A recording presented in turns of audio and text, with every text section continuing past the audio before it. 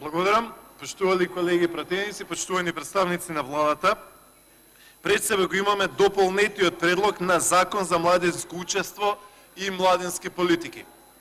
Би сакал неколку работи да кажам што се однесуваат на ова младинско учество и младински политики. Прво и основно, како никогаш досега Македонија станува општество и држава на стари луѓе. Македонија буквално станува без младост. И тоа не е мала работа. Тоа не е мала работа затоа што колку што повеќе ги гледам шарените револуционери во улога на шарени манипуланти, како поднесуваат закони, како додаваат амандмани, како допишуваат иницијативи, како си ги туркаат пријателчињата, така ден по ден, недела по недела и месец по месец Македонија останува и станува општество без млади. Погледнете го, почитувани присутни, вчерашното, од вчера, изданието на Financial Times. Еден од клучните, најголемите, најинформативните весници во светот, сигурно и меѓу најчитаните во Европа. Financial Times во своето вчерашно издание вели дека последни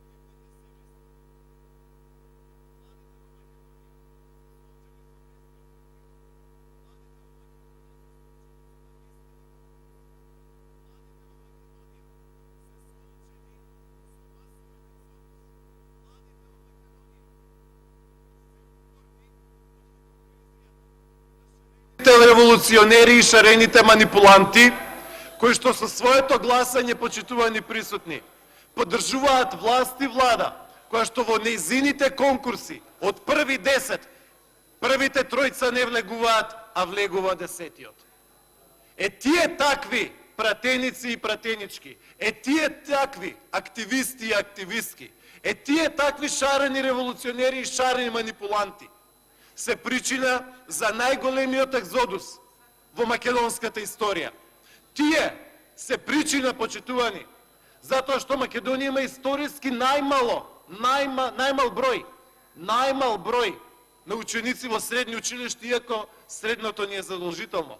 Тие и таквите лицемери и лицемерки се причина зашто имаме најмалку ученици во основно образование.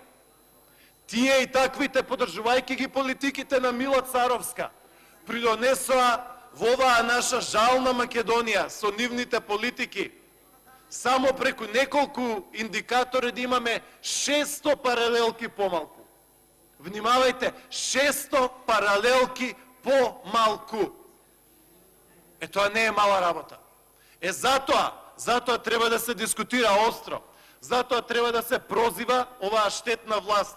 Затоа оваа штетна власт, која што е антинародна апсолутно, треба да се порази на избори. Затоа што 600 паралелки за 3 години не е малку. Затоа, почитувани присутни, кога шарените револуционери, а сега шарени функционери и шарени манипуланти ќе предлагаат закони, нека се прашаат околу себе дали некој веќе им верува. Нека прашаат околу себе дали нешто придонеле, дали нешто изградиле. Нека прашаат и нека оценат кој е пустошот кој што останува позади нив. Позади нив останува празна земја, Позади нив остануваат наместени конкурси. Позади нив останува естаблишмент кој што има 26-27 министри.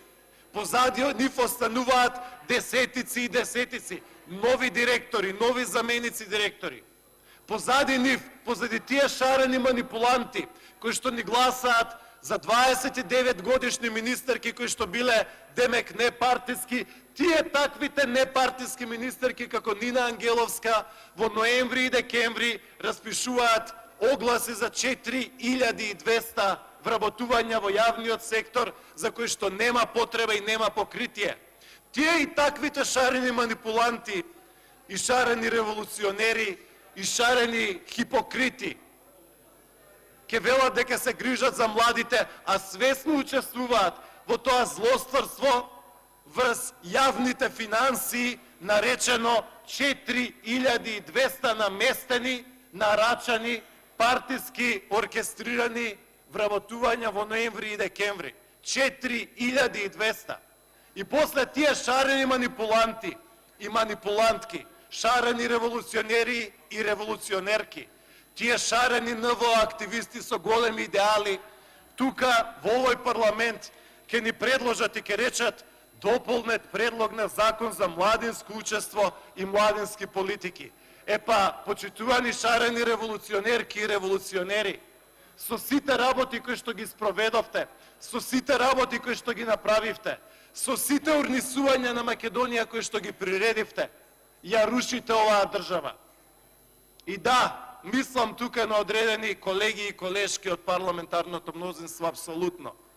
Затоа што не е малку почитувана македонска јавност и не може да ни биде seедно кога ќе речеме, еј, луѓе, имаме 600 паралелки помалку. Знаете ли што е 600 паралелки помалку?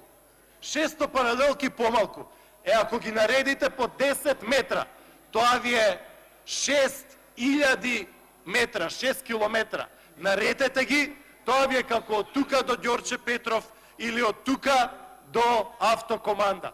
И само одите, одите и во секоја од тие паралелки имате празни столици, има празни училници и нема жива душа.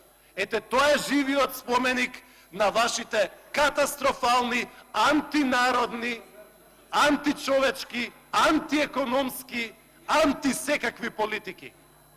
Во функција и за корист на неколку поединци, во функција и за корист на неколку пријатели од НВО секторот, во функција и корист за неколку луѓе кои што станаа сега министри, а цела Македонија отиде во бестрага.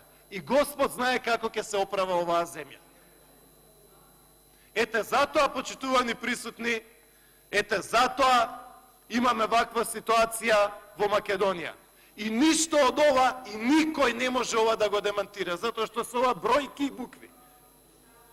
Затоа што овде видовме единствен ентузијазам, кога треба да се тераат кадровски прашања, повеќе директори, повеќе министри, повеќе администрација, повеќе јавен сектор, се повеќе, само не повеќе живот, не повеќе економија, не повеќе инвестиции, не повеќе инвентивност. Затоа што оној фонд за иновации кој што го има, го приредија за своите пријатели. Наместо во Македонија да се промовира иновативност, се промовира лични комбинации. Ете затоа, почитувани присутни, затоа сега во 5 до 12 на 88 дена до парламентарните избори некој се сетил и рекол: ајде ќе имаме предлог на закон за младинско учество и младински политики.